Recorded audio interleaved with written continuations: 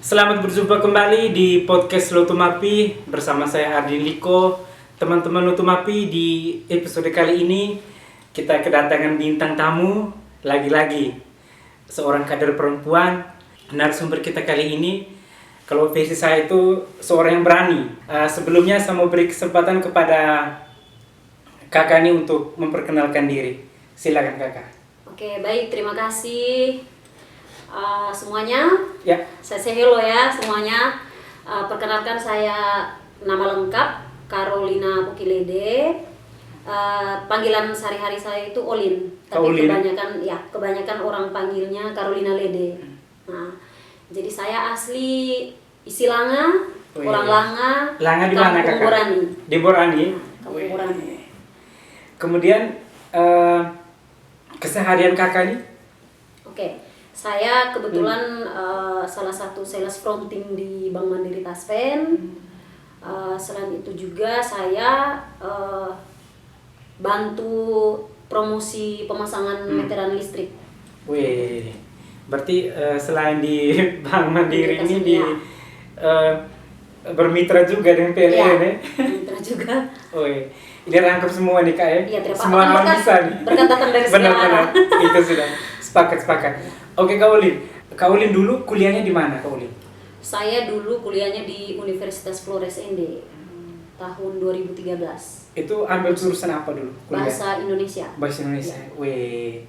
Terus selama kuliah nih organisasi apa saja nih yang pernah Kak Ulin terlibat Oke, dalam? kalau organisasi kampus itu saya anggota BEM Universitas. Terus kalau di luar kampus itu saya OMK AMC Purere. Selain itu organisasi elemen dari Liga Mahasiswa Nasional Demokrasi Indonesia. Wih. Terus bisa diceritakan Kak Ulin prestasi apa saja yang dulu kuliah, kemudian setelah tamat tuh ada tidak hal-hal yang bikin Kak Ulin bisa share di sini? Oh ya, saya dulu kuliah itu sering, karena saya jurusan bahasa Indonesia kan, sering dipakai untuk MC. Terus yang kedua saya salah satu perutusan mahasiswa dari Prodi Bahasa dan Sastra Indonesia untuk akreditasi kampus, sehingga pada waktu itu kampus kami terakreditasi B, saya salah satunya. Lalu yang kedua, prestasi saya itu saya pernah ikut lomba debat pajak Teks Gas to Kampus. Terus saya pernah jadi duta lingkungan hidup Kabupaten ND tahun 2015, runner up 1. Terus di tahun 2016 juga saya terpilih menjadi duta pangan lokal Kabupaten ND. Berarti duta-duta ini banyak sekali nih teman-teman ya. Ya. Oke Kak Ulin, kembali lagi ke awal tadi yang seperti yang saya sampaikan di awal tadi. Kak Ulin ini, versi saya ini seorang yang berani nih teman-teman. Artinya kemarin-kemarin saya cross check di media sosial, macam-macam lah di pemberitaan online. Itu saya ikuti Kak Ulin. Jadi Kak Ulin ini kalau tidak salah kemarin-kemarin itu di Partai PDI Perjuangan Ya, benar. Nah, karena itu ada beberapa program di partai itu, Kak Ulin sempat share macam-macam lah. Betul. Oke Kak Ulin, ini saya mau tanya nih ke bidang politik nih Kak Ulin ya. Tidak apa-apa toh? Tidak. Oke. Kak Ulin di PDI itu bergabung sejak tahun berapa nih Kak Ulin? 2021. 2021 ya. Wih. Itu jabatan di Partai PDI sendiri apa? Saya kader. Kader memang. Kader. Oke. Kemudian Tidak masuk dalam daftar pengurusan. Satu hal lagi nih yang sedikit mengganjal nih. Jadi kalau tidak salah tuh beberapa waktu lalu itu Kak Ulin ini sudah pakai baju biru nih ya. Iya. Biru matahari. Ini menarik nih. Ya. Jadi berproses cukup lama di PDI Perjuangan, kemudian di injury time ini mau pemilihan legislatif, kakek-kakek saya cek ini sudah pakai baju biru. Ya, betul. Ini publik juga pasti heran-heran ini nih. Kenapa ini sudah berproses lama di PDI Perjuangan, kemudian mau injury time ini harus ganti warna bajunya. Ya. Ini bisa diceritakan nih Kak Ulin. Oke, jadi kira-kira mau cerita yang keadaan sebenarnya atau saya eufemismekan ceritanya? Kalau menurut satu yang sebenarnya Kak. Oke. Bagaimana? Oke, baik. Yang pertama itu kan kemarin saya berniat gabung politik itu karena memang saya pengen fight keterwakilan perempuan, karena saya melihat bahwa keterwakilan perempuan sangat-sangat kecil, apalagi di Kabupaten Ngada khususnya. Lalu saya memilih bergabung dengan PDI Perjuangan kemarin itu melalui diskusi yang panjang juga. Itu termasuk saya kontak beberapa senior, bertukar pikiran, dan akhirnya saya bergabung di PDI Perjuangan. Dan saya juga patut berterima kasih karena memang saya sudah melalui pendidikan kader tingkat pertama hingga ke tingkat media. Lalu saya juga bergabung dalam beberapa kegiatan aspirasi DPR RI, dan itu saya sangat-sangat berterima kasih karena memang ada beberapa program yang itu saya dikasih kuota dan anak-anak itu mendapat aspirasi tersebut gitu. Terus dalam perjalanan saya ini kan tadi saya sudah bilang saya mau fight. Tiba-tiba saya mendapat chat waktu itu dari permisi dari Ibu Ketua DPC PDI Perjuangan Kabupaten Ngada, menyatakan bahwa saya tidak bisa maju kali ini. Alasannya adalah saya tidak pernah ikut pertemuan selama ini gitu. Jadi hanya masalah tidak ikut pertemuan, kemudian lalu saya kan bilang ternyata saya kalau hitung itu saya baru tidak ikut pertemuan 2 kali. Terus saya bertanya lagi ke sekretaris DPC-nya, alasan berbeda. Mereka bilang saya satu zona dengan salah satu caleg, alasannya itu. Jadi saya tidak menerima hal itu. Jadi keterwakilan wilayah begitu jadi tidak bisa double ya. Lalu jadi Kak Uli yang dicoret nih ceritanya benar. Terus bagaimana? Lalu saya sempat melakukan pengaduan ke Bapilu tingkat provinsi, tapi tidak direspon. Akhirnya saya malam tuh saya renung, saya bilang kan saya ini gabung politik, saya mau fight nih gitu. Akhirnya saya bilang ya sudah, saya harus ambil keputusan sekarang, kalau bukan sekarang kapan lagi gitu. Akhirnya saya chat ke Ibu Ketua DPC Ngada bahwa saya mengundurkan diri, tetapi waktu itu memang sempat saya bilang saya undur diri mau nikah dinas gitu. Biar cepat di ACC surat pengunduran dirinya saya gitu. Tetapi saya kasih tahu di Pak sekretarisnya bahwa saya mengundurkan diri karena memang saya mau maju lewat partai lain gitu. Akhirnya dalam perjalanan saya buat surat pengunduran diri ke PDI Perjuangan Kabupaten Ngada. Terus saya juga ketika mendapat respon balik dari mereka bahwa saya sudah memang harus undur diri, akhirnya saya juga membuat surat pernyataan dan menyatakan sikap saya bergabung di PAN dan siap fight untuk calon legislatif 2024 dari Partai Amanat Nasional. Kenapa harus PAN, tidak ke partai lain? Nah itu dia, jadi kemarin kan memang banyak partai kan, partai ini kan Kak, dia tuh dinamis. Berpolitik itu dinamis maksudnya. Partai ini hanya sebagai jembatan saja. Jadi pilihan partainya itu adalah pilihan hati sebenarnya. Dia kan hanya jembatan saja. Tetapi memang kalau saya secara pribadi saya harus bisa baca peluang. Partai mana yang bisa mengakomodir saya, yang bisa menjembatani saya. Bisa akomodir, kemudian ketika Kakak Ulin fight itu tuh bisa dulu begitu ya? Bisa menjembatani saya. Saya kan kemarin itu impiannya gabung politik karena saya pengen berguna bagi banyak orang gitu lewat jalur politik ini. Motivasi Kak Ulin untuk bergabung ke dunia politik ini motivasinya apa nih Kak Ulin? Jadi sebenarnya itu saya punya impian dari kecil. Sebenarnya kalau mau cerita tuh saya selalu mengimpi-impikan menjadi seorang pemimpin gitu. Lalu saya mengarahkan diri saya karena saya juga senang sekali dari dulu belajar politik. Akhirnya saya mengarahkan diri saya, terus akhirnya puji Tuhan sampai sekarang saya sudah sah mendaftar di KPU. Dan motivasi saya adalah yang paling penting itu adalah keterwakilan perempuan. Kan banyak orang bilang begini, pasti hanya untuk memenuhi kota.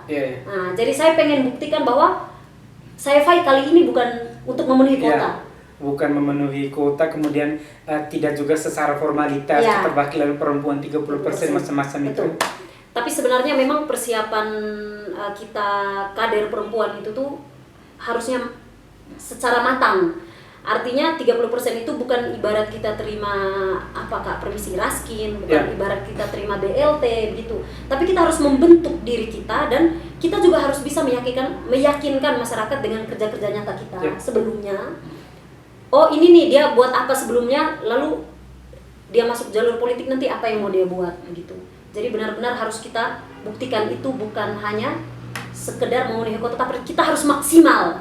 Maksimal bahwa keterwakilan 30% perempuan itu tuh dia harus menang. Bukan memenuhi kota. Benar-benar. Oke Kak Uli, menurut Kak Uli nih, di Dapil 1 di sini nih, yang tanggal 14 Februari 2024 nanti, yang menempati kursi pertama itu partai apa nih? Ya pasti bisa diurutkan ini. Pastinya pasti saya mendukung partai yang menjembatani saya pastinya kan. Saya sangat yakin bahwa kali kursi ini pertama di Dapil 1 ini versi Kak Uli apa nih? Ya dari PAN. Dari PAN. Keterwakilan perempuan pasti ada. Siap. Saya harus mengatakan itu karena memang saya lagi berproses ke sana gitu. Kursi kedua di sini bisa di-spill menurut versi Kak Uli di Dapil 1 ini kursi kedua siapa nanti? Partai apa nanti? Kalau untuk sejauh ini saya melihat, saya belum bisa memprediksi ya, kita tidak tahu toh ini suka dan tidak sukanya masyarakat begitu. Tapi versi Kak Uli sendiri nih, kalau urutan 1 tadi PAN yang ya saya mendoakan PAN 2 kursi dari Kecamatan Bejawa. Jadi kursi pertama. Iya saya mendoakan dari Kecamatan Bejawa PAN 2 kursi. Iya. Wih ini mantap nih. Oke Kak Uli, misalnya nih tahun depan Kak Uli dipercayakan untuk jadi anggota DPRD Kada, kira-kira hal-hal apa saja nih yang bisa Kak Uli buat untuk masyarakat, untuk dapil, untuk semua? Oke, jadi kemarin itu kan saya melihat bahwa ketika seseorang dia sudah menjadi DPR itu biasanya kerja-kerja nyata mereka itu lebih banyak ke basis suara terbanyak. Nah, dan itu fakta. Keterpanggilan saya itu yang pertama. Yang pertama bahwa saya nanti kalau jadi DPR, memang saya dipilih oleh Dapil Ngada 1. Tetapi saya DPRD Kabupaten Ngada. Artinya, ketika saya bekerja itu, saya merangkul semua masyarakat Kabupaten Ngada, tidak hanya Dapil 1. Tidak hanya basis suara terbanyak. Itu yang pertama. Terus yang kedua adalah, saya ini perempuan. Nah, kita melihat bahwa dalam perjalanan selama ini itu, suara-suara perempuan itu selalu dibungkam. Dan itu fakta. Jadi saya ingin memperjuangkan hak perempuan yang pertama. Organisasi itu banyak. Organisasi sangat banyak. Tapi siapa yang mock up? Benar. Jadi saya harus menduduki satu kursi sehingga saya bisa mengakomodir organisasi tersebut lewat kerja-kerja saya ketika saya menjadi DPR. Terus yang ketiga, saya bisa buat program jangka panjang. Nah, kalau saya tidak jadi DPR kan, saya hanya bisa mengusulkan belum tentu terrealisasi begitu. Program jangka panjang tuh bisa disebutkan salah satunya apa kira-kira? Salah satu misalnya kebetulan kemarin saya pendamping PKH. Terus saya salah satu tim penguji review model stunting satu Indonesia. Kami 20 orang, saya perwakilan NTT untuk SDM PKH.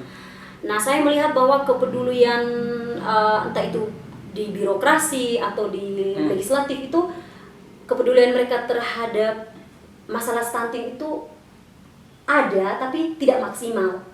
Nah, program yang saya mau buat, saya kasih contoh misalnya, saya mau jadi DPR nanti, saya mau buat program jangka panjang kepedulian terhadap perempuan lewat desa, lewat lurah. Misalnya ada kegiatan apa? Ada kegiatan stunting. Saya mau buat program apa nih untuk stunting? Dari aspirasi saya sebagai DPR dan saya seorang perempuan gitu. Kalau tidak salah ingat itu yang sudah dilakukan pemerintah Kabupaten Ngada itu khusus untuk stunting ini, itu mereka bagi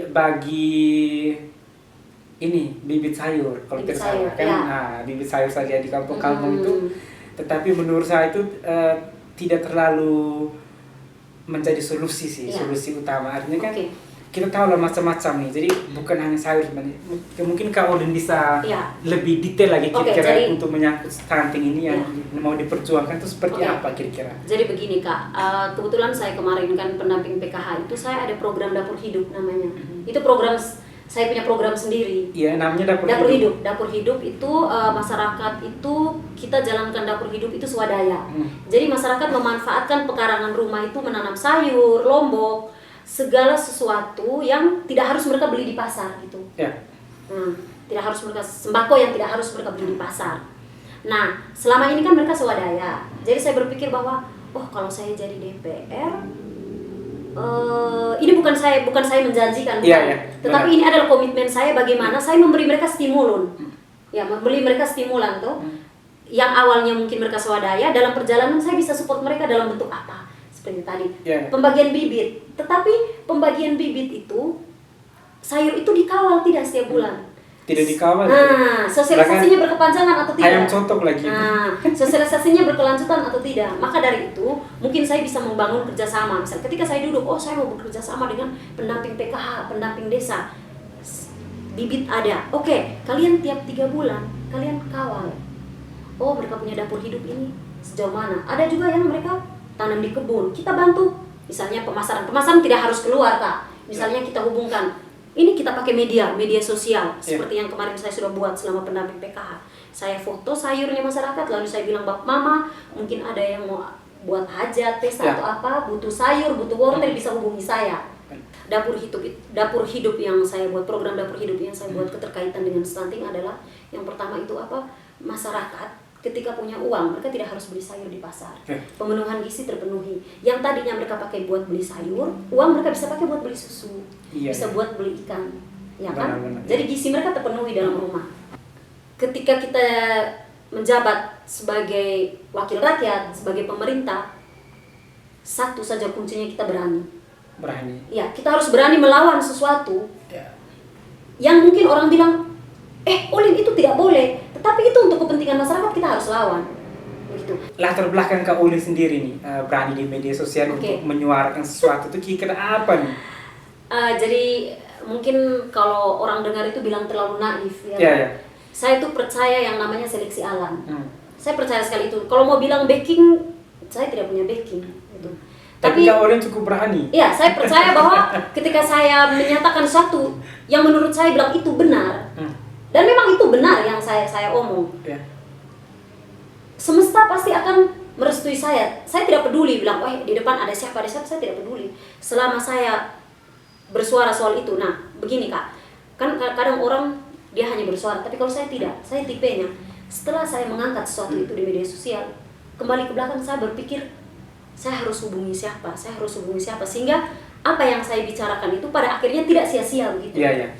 Tidak sia-sia. Berarti hal-hal teknis begini yang sudah Kak Ulin lakukan selama ini begitu? Iya, sangat. Ini yang sudah saya lakukan. Oke Kak Ulin, ada hal-hal yang mungkin Kak Ulin mau share di sini, mungkin itu sampai kesempatan. Baik, terima kasih.